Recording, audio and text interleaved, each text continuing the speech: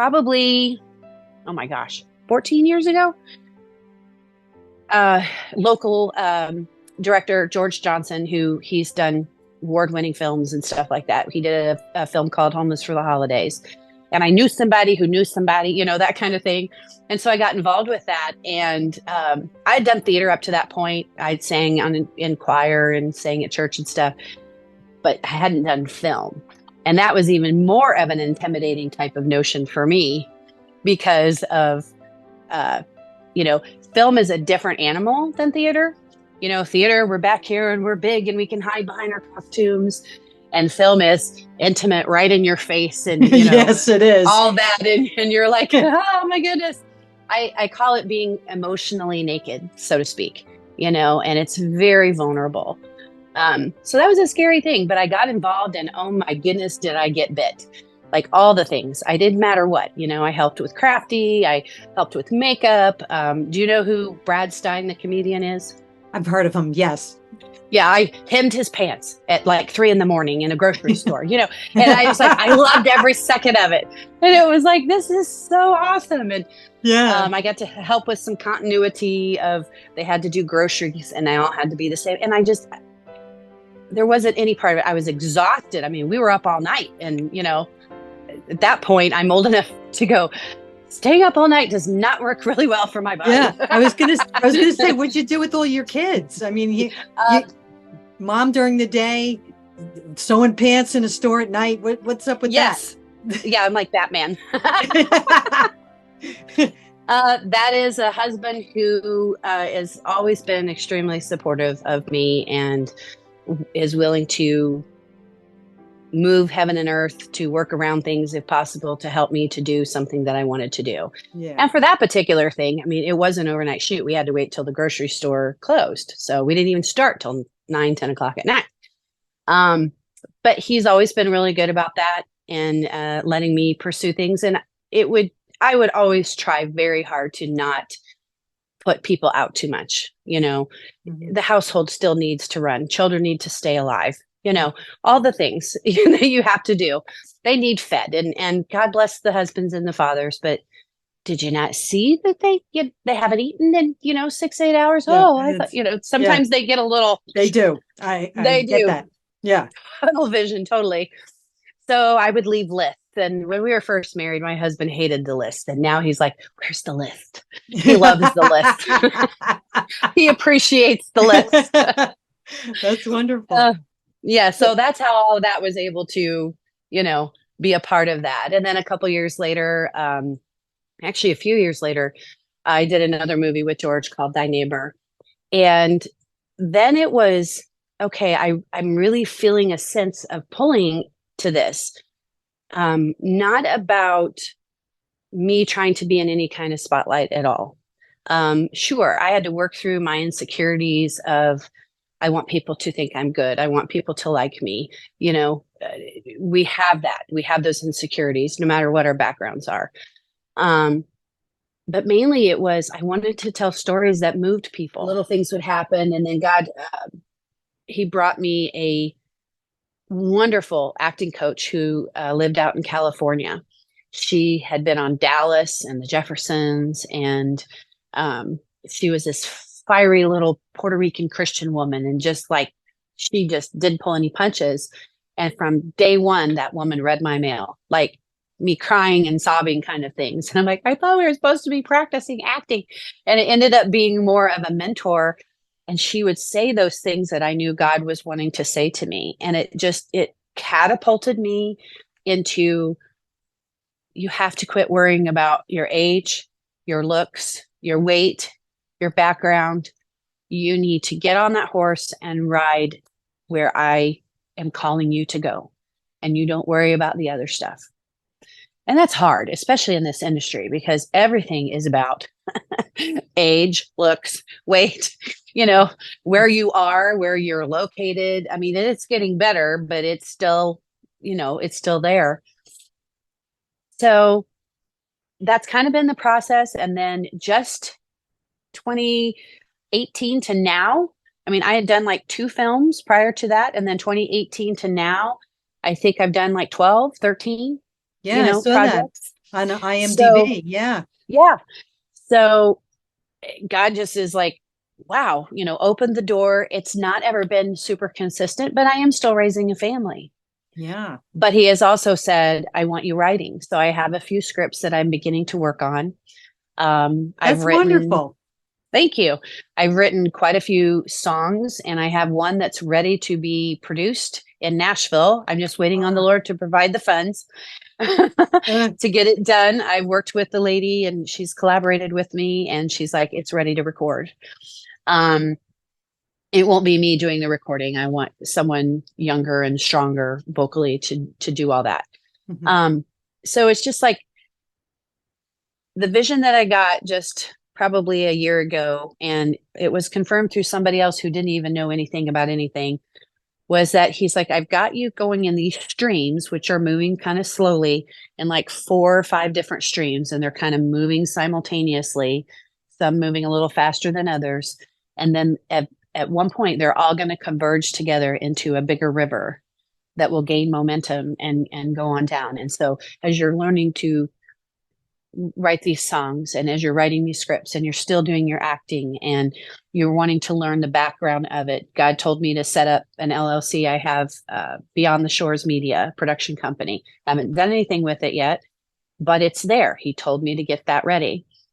And so it's like I have all this preparing for rain type stuff that I've been doing, and just trying to raise the family in between, and trusting God with the opportunities that present. I've had to turn down some opportunities that I really would have loved, but either timing or he was like, no. That's a really hard one. Yeah. I don't know how people do this kind of thing without having God with them. Yeah. How do you know, like when you're praying, should you take that role? How do you know God is saying no? I don't have peace, and I'm one who will try to force the peace. I'm just being real, I'm Yeah. just like, don't tell me no. Not that God's telling me no, but my personality is, don't tell me no that this can't be done. Yeah. I have a big God, and I can get this done. And there's more than one way to skin a cat. And where did that saying come from anyway? I don't even know. I don't even But know. but I would try my hardest to take a square peg and put it in a round hole, if I felt like that's what God wanted. So I've had to say, God, you've got to give me peace, and I'll just kind of sit on it. I won't make any kind of rash decision. Sit on it and have peace. And just because it may be hard to get a particular thing going doesn't mean that that's God saying no. And so you have to find out, is that God saying no, or is that just, there's going to be roadblocks and you have to endure and push on through them. That even though the industry and the world says, hey, you have to do this, you have to do this, and you have to do this, or you will not be successful. And God says, watch me. Yeah. You follow me, and you're going to be successful in my time, in my way, and the way and the places that I want you to go. And that having an understanding that all of this is just a vehicle. I'm just the vehicle. Yeah. The vessel and the vehicle to, go into these things. These are opportunities to take that, message that God wants and love it on people. I mean, the Pregnancy Promise was not any type of faith-based film whatsoever. And there was lots of different people on set and kind of stuff. And I was like, okay, God, is there anybody you want me to talk to? And he blessed me in a specific thing that I was feeling very insecure about. And then I got to minister to somebody else, and it wasn't forced. It wasn't anything. It was just, that was the time, that was the season to plant a seed and love on somebody who really was hating life. And if we're going after the fame and the fortune, you're going to be sadly disappointed. Disappointed in the end, because none of it's like an empty well. Absolutely. And we need to have our wells filled with him. And then whatever is the overflow is what goes to other people, I was wondering if there was any role that you played that maybe changed your life. So I was approached by a local group she reached out to me and wanted me to be a part of Romeo and Juliet. Now she family friendlied it, if you will, which takes a lot because it's got some stuff in there. And she asked me to be the nurse, and the nurse is very bawdy and has a lot of crazy things that she says. And so she cut down this 4-hour play to like 2.5 hours. And it was going to be, I'd never worked with them before. It was going to be in what we called the box, which means everyone is sitting around you really close. It's not you here and the people back there. You didn't need to project to the back of the room. And I'd never done Shakespeare before, and didn't know how to do all of those things of, how Shakespearean is spoken and all of that good stuff. And then she wanted me to do a Cockney accent to kind of separate me from the more formal, British speaking, or I don't know if it's British, but whatever, English speaking. And it was the hardest thing that I had done up to that point. So many lines, so much, I remember taking my cue cards and just throwing them across the room and like, I can't do this, my brain won't comprehend it. But when I did it and we performed it, and it was like, I did a good job. And then I felt fearless. I'm like, I could do anything.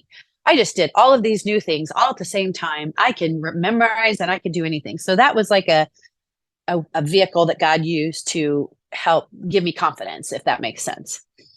And then I think the role that really, really changed me is it's a movie I was in called Counter Column. And it's won a couple of small awards as well.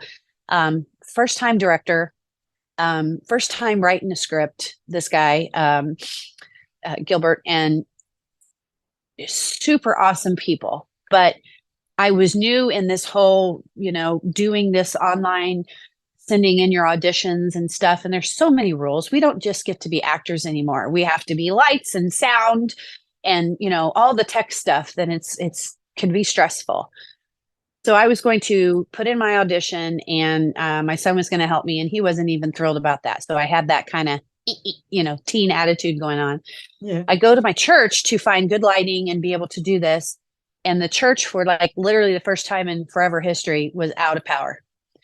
And I'm like, I have to turn this in today. And so my daughter lived pretty close. And I'm like, can I come use your bedroom? It's raining. I didn't have the setup. I just had, my camera and a stand. And so I'm standing in front of a closet. My hair is not doing all that great.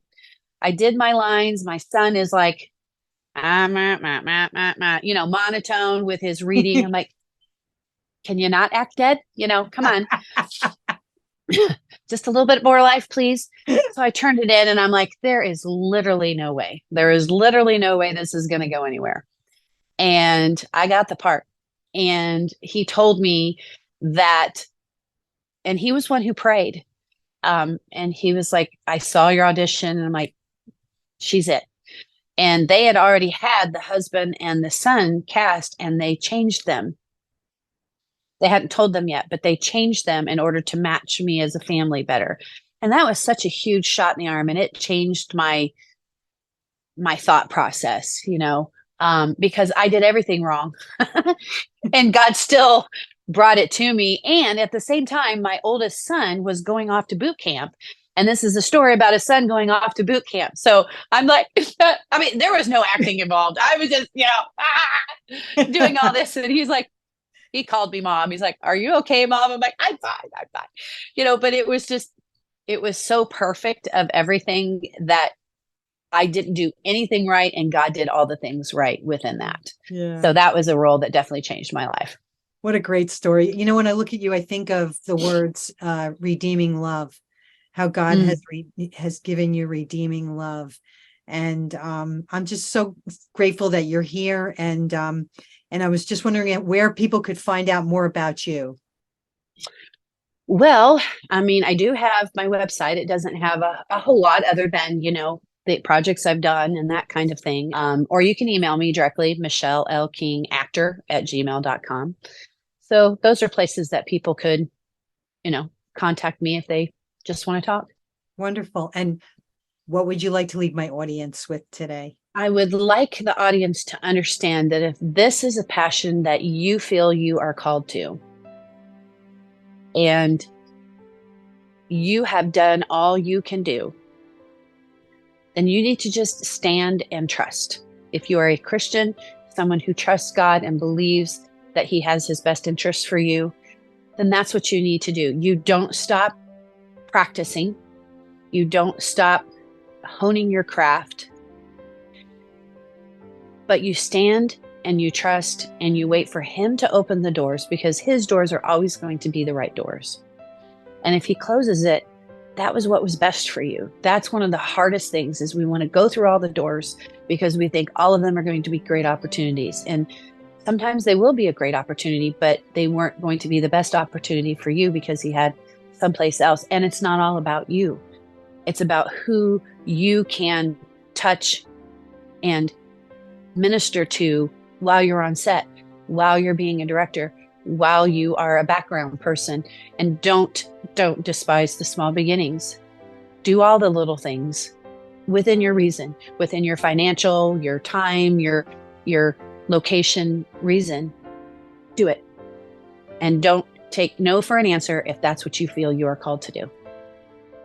You know, no matter where you are in life, whatever God puts your hand to, there's a reason. God wants us to use our gifts to glorify him in heaven so that people can see the light of Christ in you. In John 8:12, when Jesus spoke again to the people, he said, "I am the light of the world. Whoever follows me will never walk in darkness, but will have the light of life." Use your light to show others the way to an eternal home with Jesus. Pray for wisdom on how to use your talents and gifts for kingdom purposes. So, do you listen to the call of God? Because God speaks to you every day. Are you listening to the call? What sound is heard only by the heart? It is the call. Follow God. The still small voice he imparts lives in the call. Follow God to help those in need,